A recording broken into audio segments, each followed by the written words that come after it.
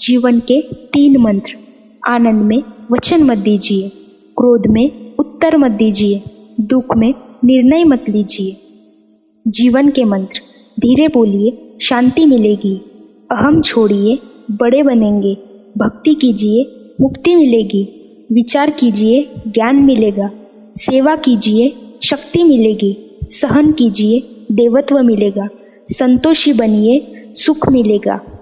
इतना छोटा कद रखिए कि सभी आपके साथ बैठ सके, और इतना बड़ा मन रखिए कि जब आप खड़े हो जाए तो कोई बैठा न रह सके।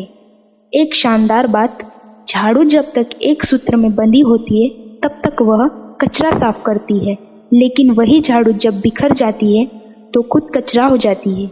इसीलिए हमेशा संगठन से बंधे रहे, बिखर कर कचरा ना बने।